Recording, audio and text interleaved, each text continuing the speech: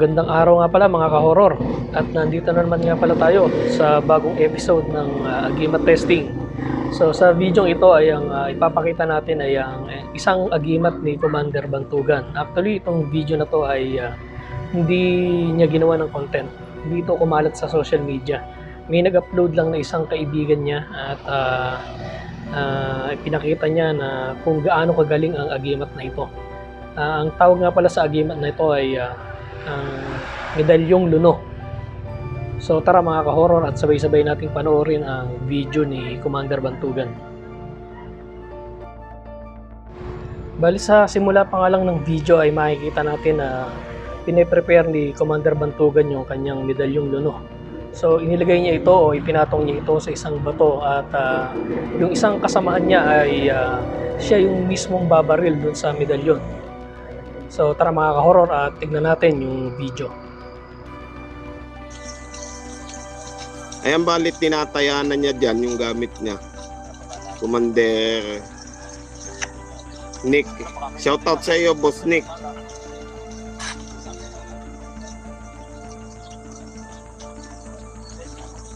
Ayan, pagmasdan nyo mabuti yung ano. Yan, ikinasa na. Ayun, kita nyo kung saan pumutok yung ano.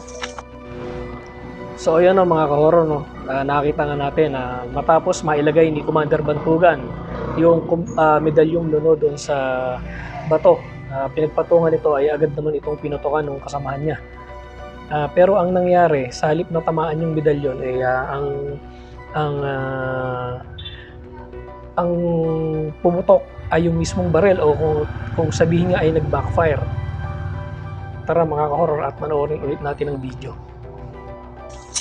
Yan, ikinasa na. Ayun, kita nyo kung saan pumutok yung ano. Ayun.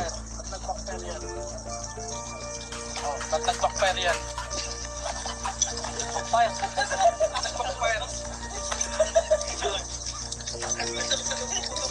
Ayan, sira ang baril, putang ama. Ano nangyari? Nasira. Ayan, balit tinanggal muna yung ano, magazine.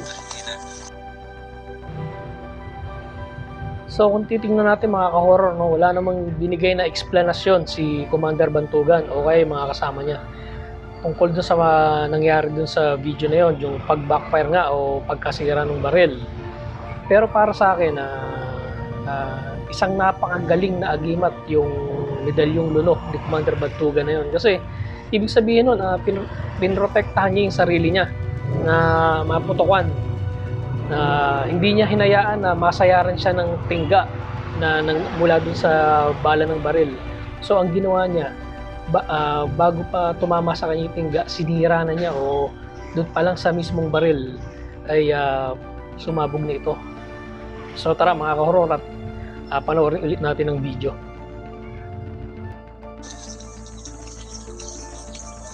Ayan, balit tinataya na niya dyan yung gamit niya. Commander Nick. Shoutout sa iyo, Boss Nick.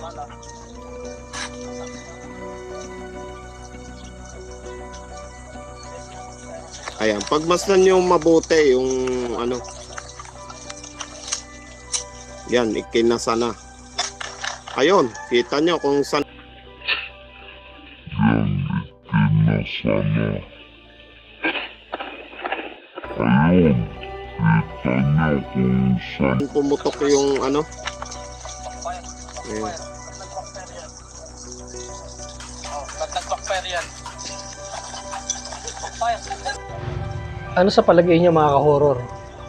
Aksidente nga lang ba sumabog o nag-backfire ang baril na gagamitin sanang pang-testing sa Medalyong Luno ni Commander Bantugan? Ayan, balit tinanggal. O kagagawan ito ng medalyon na siya mismo ang nagpasabog o nagpa-backfire sa baril na ito? Kayo na po ang bahalang umusga mga ka-horror. Hanggang dito na lang mga ka-horror at samahan nyo kaming muli sa mga susunod pa naming mga video. Maraming salamat po.